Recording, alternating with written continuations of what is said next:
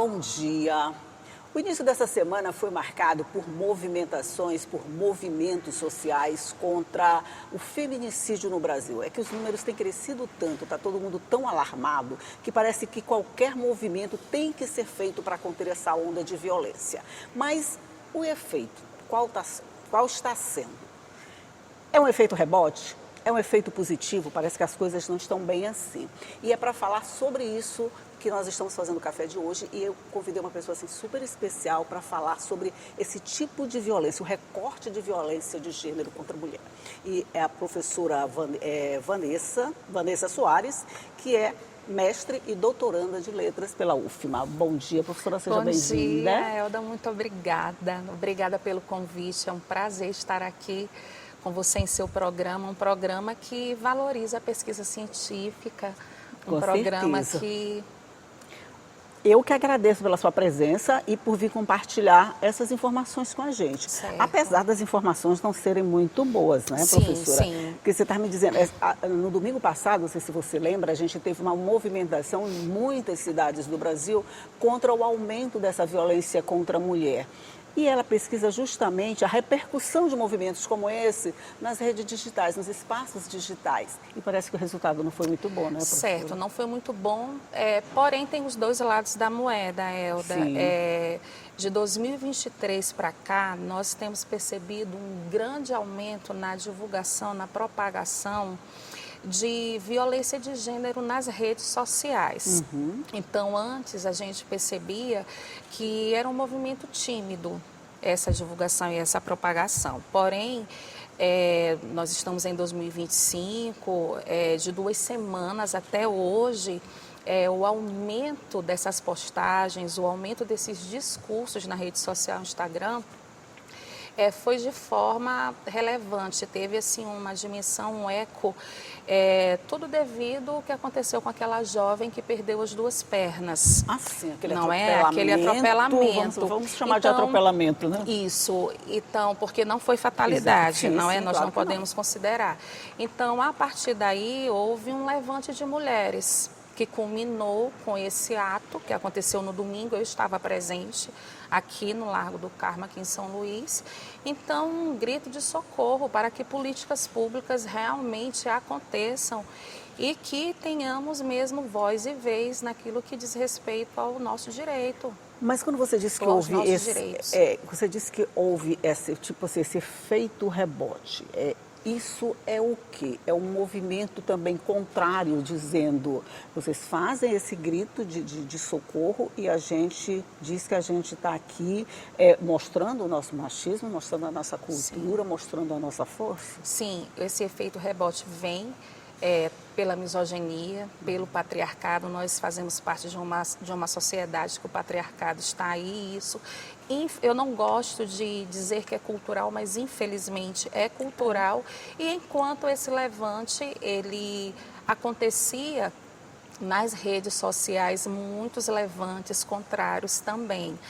O que a mulher faz é exagero, só mimimi, né? Isso, só mimimi, não é para tanto, você não pode agora falar alto ou gritar, mas não é sobre isso. E também, Elda, no mesmo dia em que esse levante aconteceu em 90 cidades em nosso país, nesse mesmo dia foram registrados 2 casos de feminicídio. E bastou acontecer, bastou amanhecer a segunda-feira que outro caso de feminicídio também foi registrado. Assim, uma coisa parece tão assintosa, né? Parece que normalizou, né? Infelizmente, parece que a violência contra a mulher hoje é uma coisa assim para ser encarada como... Nem sei, porque não normalizou. Tem nada que a gente compare com uma coisa dessa. Não tem. Eu posso te falar que há 10, 15 anos, esse tipo de violência, na verdade, sempre existiu. Isso. Se a gente for levar o nosso diálogo lá para a pré-história, a gente pode ver que o homem, ele demonstrava o amor dele pela mulher, puxando a mulher pelos cabelos. Eu lembrei exatamente essa imagem, acredita? Gente, olha que crueldade, mas... puxando aquela foto do homem, puxando a mulher pelo cabelo, parecia que ele estava protegendo, estava levando ela para um abrigo. Nossa, fazendo... e ela fazia questão disso acontecer, isso são historiadores que registram e que dizem que ela fazia questão disso acontecer na frente de pessoas, porque ali o homem que ela tinha ao lado estava demonstrando um amor total por ela. Então, infelizmente, isso veio se normalizando com o passar das eras, das épocas, mas eu posso te falar que há 10, 15 anos esse silenciamento ainda era muito cruel, ainda era assim muito abrupto. A sociedade, as mulheres, elas não tinham coragem de falar, de denunciar.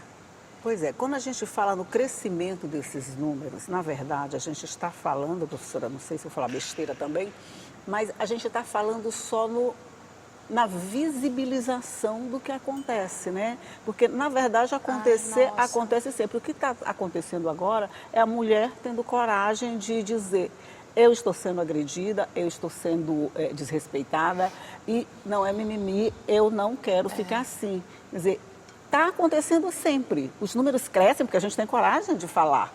E isso espanta também os homens, né? Demais, Elda. E assim, essa coragem, ela vem não só da vítima, quanto agora de pessoas que denunciam. Exatamente. Porque agora todo mundo pode meter a colher em briga de marido e mulher, pode, né? não existe esse ditado não existe que mais. Em briga de mulher, de marido e mulher, ninguém... Não existe mais, como você disse. Então, hoje, esse espaço para a denúncia, ele é propício para qualquer um que venha se inquietar, até mesmo se você está numa lanchonete, num restaurante e percebe que aquela discussão, que aquele comportamento ali, ele não é normal.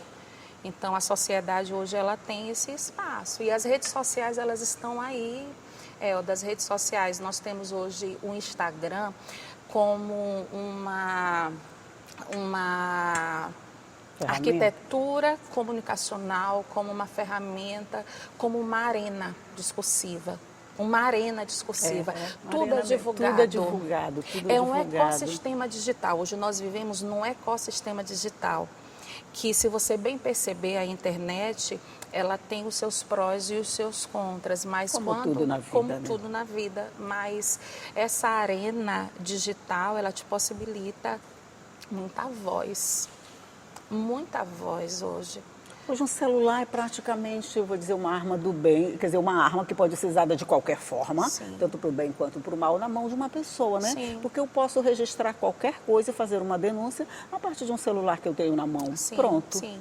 E participar desse processo de denúncia, de tentativa de diminuição de casos de feminicídio, mas ao mesmo tempo também a gente pode ver o contrário, né? À medida em que essa exposição aumenta também a reação do eu outro falo lado. sobre isso na tese. A minha tese, o título dela, ela nasce da violência de gênero divulgada em espaços digitais, mas o título dela é bem significativo. Ecoando vozes. Olha só. Ecoando vozes, as cenas de aforização em discursos sobre a violência contra a mulher na rede social Instagram. Então, como eu vejo essa plataforma dentro de um ecossistema e uma arena, eu vejo uma arena mesmo, brigas constantes, ali a gente encontra de tudo, de denúncias a problematizações.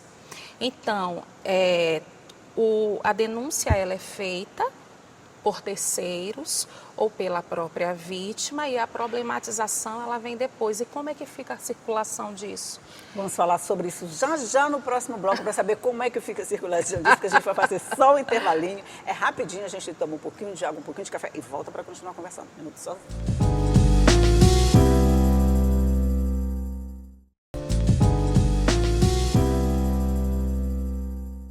Já estamos de volta conversando aqui com a professora Vanessa Soares sobre uma tese dela de doutorado que faz um recorte dessa violência de gênero que a gente tem falado tanto nos últimos tempos. E a gente estava falando exatamente dessa arena digital em que o Instagram se formou, em que todo mundo é ao mesmo tempo participante e espectador, não é? Sim. Porque na medida em que eu posto, eu estou participando, na medida que eu olho, eu estou sendo espectador, mas eu estou participando desse processo. Sim. Essa participação também, assim, vamos dizer já, em massa, de todo mundo. Todo mundo quer botar uma coisa no Instagram. Sim. Todo mundo anda atrás, vamos dizer, de um clique mágico que o transforme de um engajamento. Um engajamento. Essa palavra virou moda, eu acho. Nossa. Não gosto muito, mas ela Virou moda e virou objetivo de vida de muita sim, gente. sim. Né? Então, a gente parece que todo mundo anda atrás de algum feito. Mas, de alguma forma, a gente está cooperando para a visibilização dos problemas. Sim. E esse é um caso, né? Que a gente pode dizer que a visibilização está acontecendo a partir da participação popular. Essa participação popular, professora, ela de alguma forma, ela pode ser controlada, ela pode ser encarada como uma coisa boa, benéfica, ou ela também pode ser encarada como uma coisa que estimula essa mesma violência? Ela pode estimular tranquilamente. Até porque, Elda, quando trata-se de rede social ou de qualquer outra plataforma que é inserida como espaços de escrita online, nós temos 3 atravessamentos. O primeiro são os algoritmos. Quando a gente fala desse engajamento que a gente não gosta e realmente... nós duas não gostamos muito, a gente anda atrás de engajamento, certeza, né? Procurando um clique mágico. Isso, os algoritmos, eles estão aí, porque quanto mais você pesquisa, mais aquilo que você pesquisa é mais aquilo que aparece para você. Não é? Então, é mais aquilo que aparece para você. O segundo atravessamento é a conectividade. Então, aqui no Maranhão, nós temos o nosso estado, numa escala de estados dentro do Brasil, como um dos estados que, por incrível que pareça, que menos tem conectividade, que a população tem menos conectividade em relação a outros estados no Brasil. Isso segundo a CETIC e a Anatel. E um outro atravessamento é a literacia midiática. Que é exatamente isso? A literacia midiática é o letramento midiático. O letramento é você realmente entender o que é postado para você repostar. Exatamente. Imagina só. Só esquentar nosso café aqui para continuar. Imagina só, no WhatsApp, muitas vezes chega uma avalanche de mensagens para a gente. E muitas vezes você, na pressa, ou para se fazer ali participante daquele momento, você só vai encaminhando para sua família, para os grupos de trabalho, e na verdade você não sabe... Não checa nada, não nem percebe. Nem o que está encaminhando. Exatamente. Não é? Então, no Instagram também isso acontece. Quando você pergunta sobre quando você fala sobre essa reverberação negativa, vem bem aí.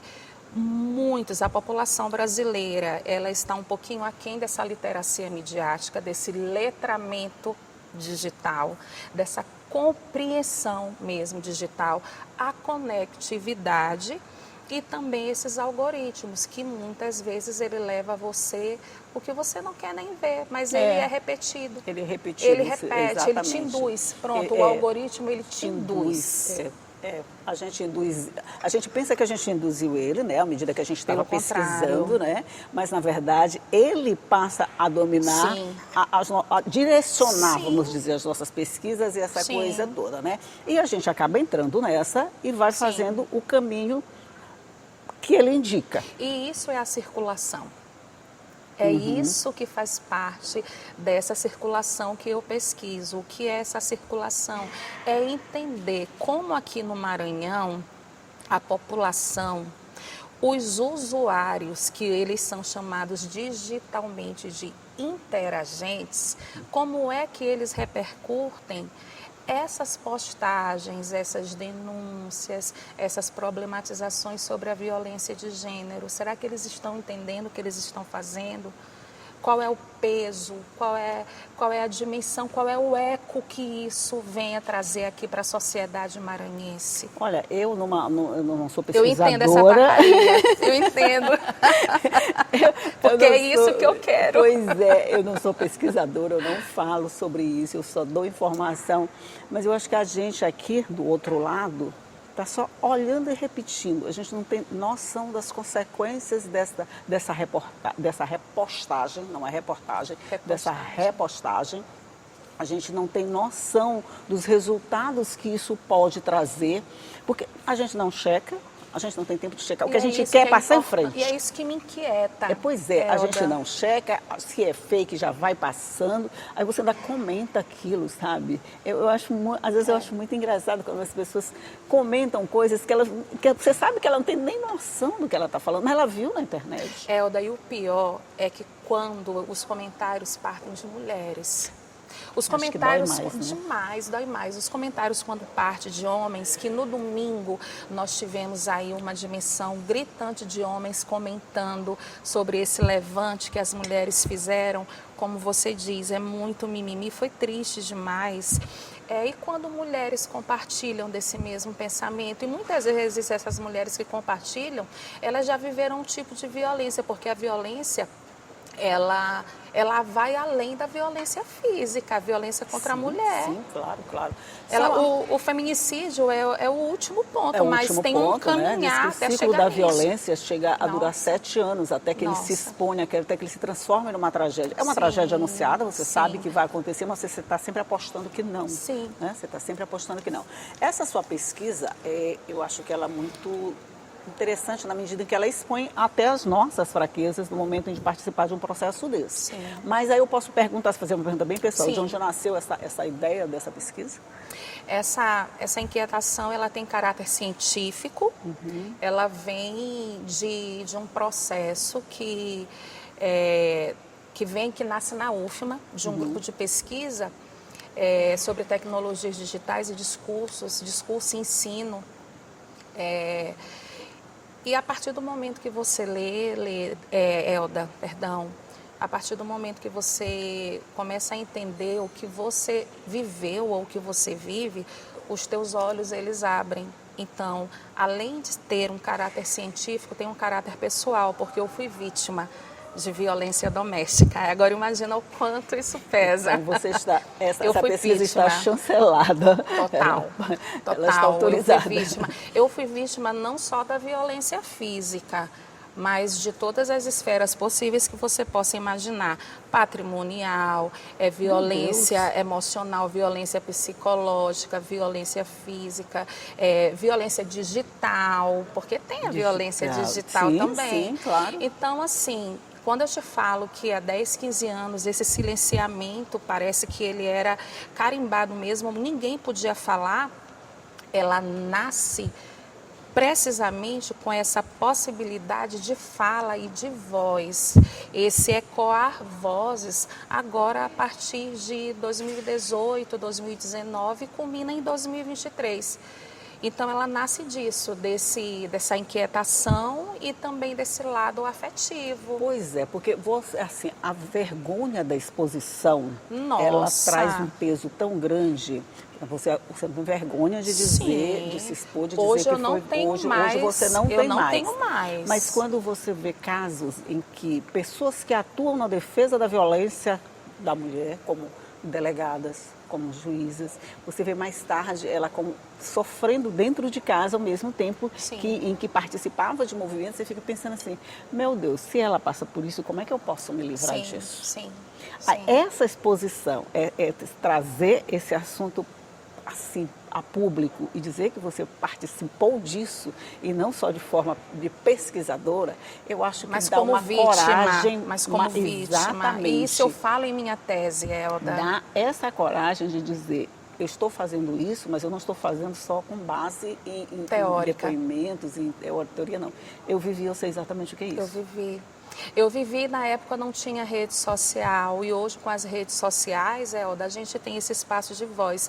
Elda, hoje tem muitas mulheres, mas muitas mulheres, principalmente aquelas que, não falo principalmente, retiro, mas muitas que têm esse teor da comunicação, tem um espaço de fala, tem a questão da hierarquia profissional, que passam por vários tipos de violência e que essa coragem não vem pelo status, pela família, pela vergonha. E por incrível que pareça, ontem eu recebi um relatório da ouvidoria de uma amiga minha em que traz um número estatístico de denúncias no Disque 180. Então, São José de Ribamar, o número de denúncias, e essas denúncias a gente sabe que são veladas, Sim, não é? sim. Você guarda a identidade, você não me ajuda com a palavrinha que fugiu, a tua identidade ela é guardada, são anônimas. Então, o número de ligações de São José de Ribamar, para você ver o quanto está grave, o quanto está agravando o que já é grave. Sim. Está chegando bem perto de São Luís, do Maranhão. Cidade, mulheres brancas são as que menos denunciam. E mulheres pretas e pardas e de periferia são as que mais denunciam. Pois é, a gente já achou um motivo para uma outra entrevista, viu? Fazer um novo recorte dentro desse recorte. Verdade. Porque a gente já está entrando numa outra área onde veio o preconceito social, a posição de destaque que você não quer perder, o status social que você acha que tem, a imagem que você não quer arranhar. São tantas coisas envolvidas que a gente precisa de mais programas para falar a respeito. Mas, por enquanto, professora Vanessa Salles, muito, muito obrigada por sua participação, por dividir todas essas informações, todos esses conhecimentos com a gente. Elda, eu que agradeço o espaço, eu agradeço o carinho, fiquei muito feliz com o convite e estou aqui. Pronto, muito obrigada. Pronto, vamos conversar mais sim, porque esse assunto não se esgota assim e ele precisa ser falado sempre. Muito obrigada e bom dia. É como eu digo sempre, a gente está aqui falando, parece que a gente fala todos os dias a mesma coisa, mas é que precisa ser entendida. Quanto mais a gente falar, mais você vai saber, quanto mais informação você tiver, mais você vai saber o que fazer com essa informação. A gente dá informação e você decide o que fazer com ela. E a gente fica torcendo para que seja uma coisa boa e que participe desse processo. Tchau e até a próxima.